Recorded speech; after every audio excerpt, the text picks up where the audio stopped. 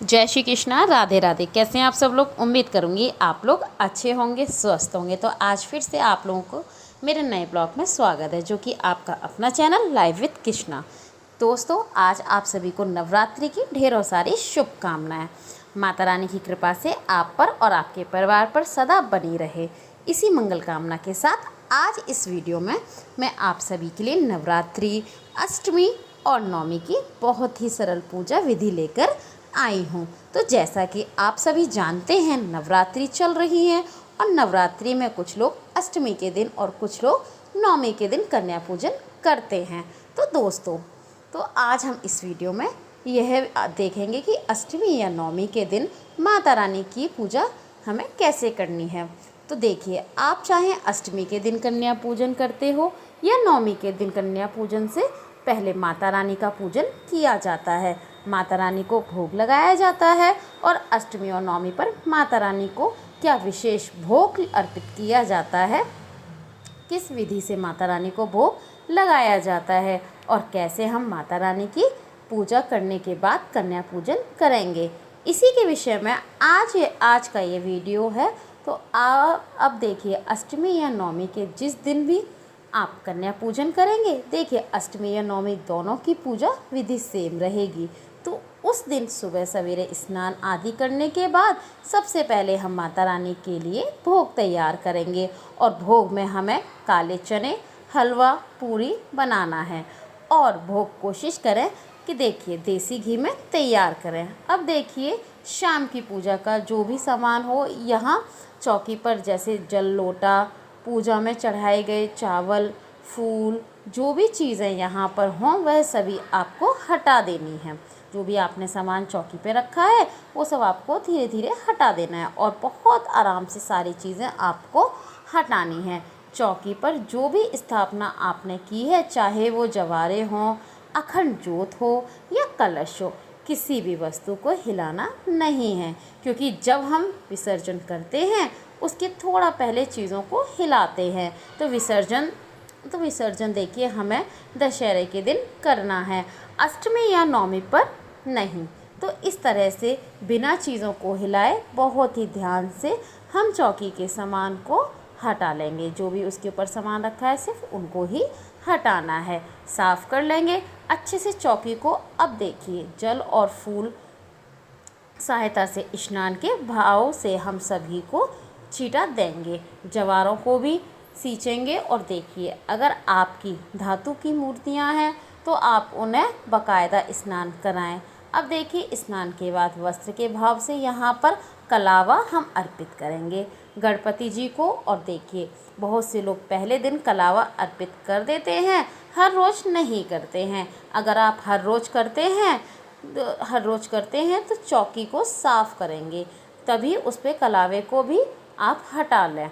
अब इसके बाद गणपति जी का, माता रानी का, ज्वारों का, दीप देव का, कलश देव का, सभी का हम चंदन रोली से टीका करेंगे।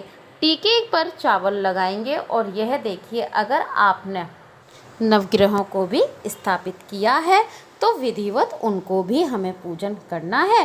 और नवग्रहों को और मातृकाओं को आप सूखा चंदन रोली अर्पित कर सकते हैं, क्योंकि अगर गीला होता है तो टच होने से वो हिलते हैं।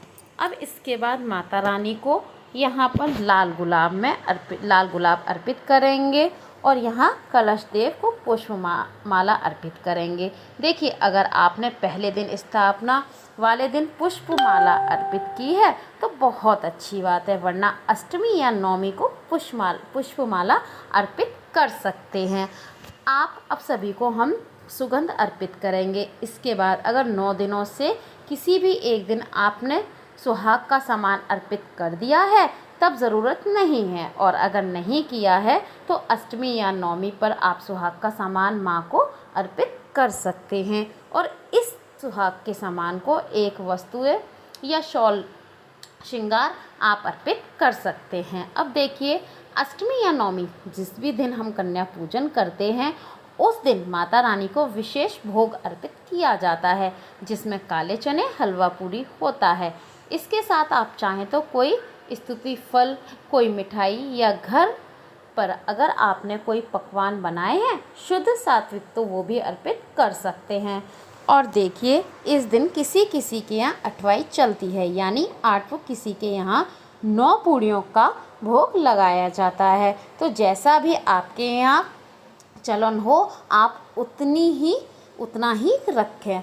इससे अब इसके साथ ही माता को मुख शुद्धि के लिए यहाँ पान के पत्ते पर 1 बताशा, 2 लौंग, फूल वाली 1 इलायची और सुपारी रखकर हम अर्पित करेंगे। अगर आपने हर रोज़ माँ को पान का बीड़ा लगाया है तब तो सर्वोत्तम है, नहीं तो आप अष्टमी या नवमी पर भी पान का भोग अर्पित कर सकते हैं। और अपने यशा समर्थ जितनी इच्छा हो आपकी उतना दक्षिणा अर्पित कर सकते हैं। और अगर किसी भी एक दिन अर्पित कर दी है तो ज़रूरत नहीं है। अब देखिए सबसे मुख्य जो होता है अष्टमी और नवमी का हवन होता है। तो एक गाय के गोबर के उपले को हमने गैस पर अच्छे से पका लेना है, और गाय के गोबर का उपला ना हो तो जो भी हो उसे अच्छे से पका लें और फिर इसके बाद पूजन कर लें। तो यहाँ पर रोली के हमने छींटे दिए हैं, मतलब आपको उसकी रोली के छींटे देने हैं। और इसके बाद सबसे पहले हमें 5 आहुतियाँ घी की देनी हैं। तो गौरी गणेश का नाम लेते हुए हम यह आहुति देंगे। तो देखिए नवरात्रि में वैसे तो हम पूरे 9 दिन डेली हवन करते हैं, पर कन्या पूजन के दिन का हवन विशेष होता है। और यह देखिए माता रानी को जो हलवा पूड़ी भोग अर्पित किया जाता है उसकी आहुतियाँ भी हमें अग्नि में देनी हैं। तो आपने 8-9 जितनी भी पूड़ियाँ रखी हैं सभी पूड़ियों में से एक एक टुकड़ा आपको तोड़ना है और हलवे के साथ पूड़ी की आहुति हमें अग्नि में देनी है। और देखिए चने में नमक होता है तो नमक की आहुति अग्नि में नहीं दी जाती है, और ऐसा माना जाता है कि अग्नि के माध्यम से जो भोग प्रसाद है वह सीधे देवी देवताओं को प्राप्त होता है।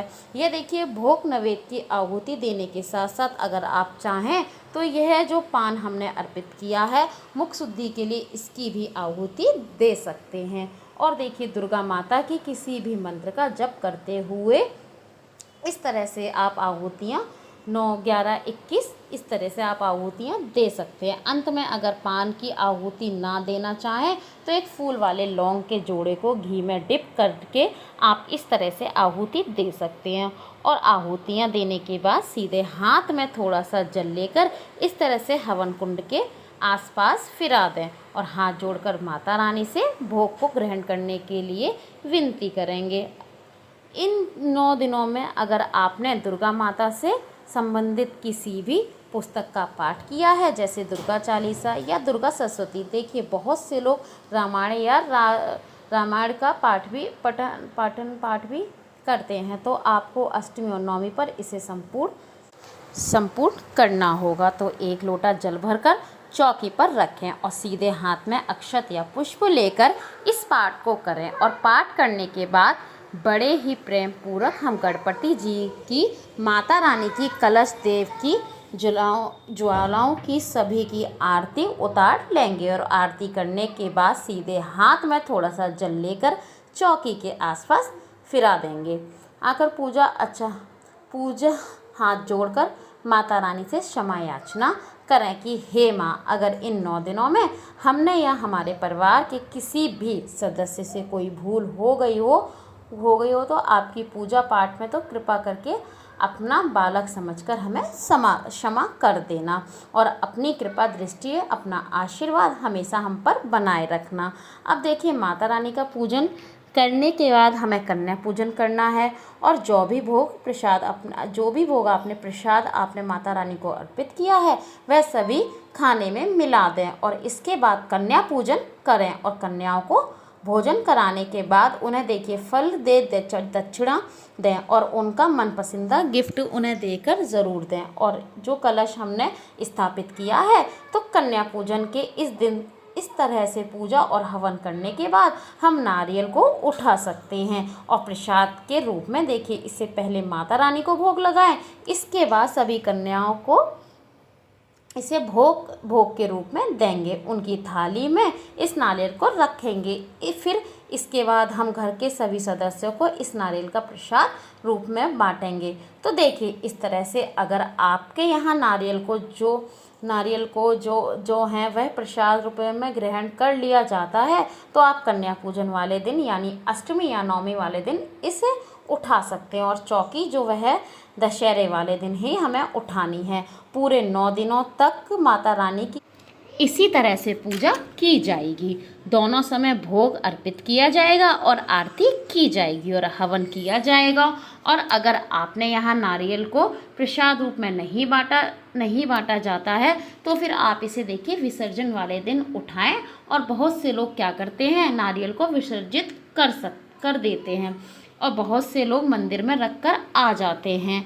तो जैसा भी आपके यहाँ होता है आप वैसा कर लें। और अष्टमी या नवमी जिस दिन भी आपके यहाँ कढ़ाई रखी जाती हो यानी कन्या पूजन किया जाता हो, उस दिन कन्याओं को अच्छे से भोजन कराएं, उन्हें तृप्त करके, ताकि कन्या खुश होकर जाएं। और कन्याएं जो हैं वह सब खुश होती हैं तो माता रानी भी बहुत प्रसन्न होती है, क्योंकि कन्या जो है वह माता रानी का ही स्वरूप मानी गई हैं। तो आपको अष्टमी और नवमी की यह पूजा विधि कैसी लगी कमेंट करके ज़रूर बताना। और अगर वीडियो अच्छी लगी हो तो थोड़ी सी भी पसंद आई हो तो वीडियो को लाइक करना, शेयर करना और मेरे साथ जुड़े रहने के लिए हमारे चैनल को सब्सक्राइब करें। चैनल का नाम है @रिद्धिमा शर्मा 028 लाइव विद कृष्णा।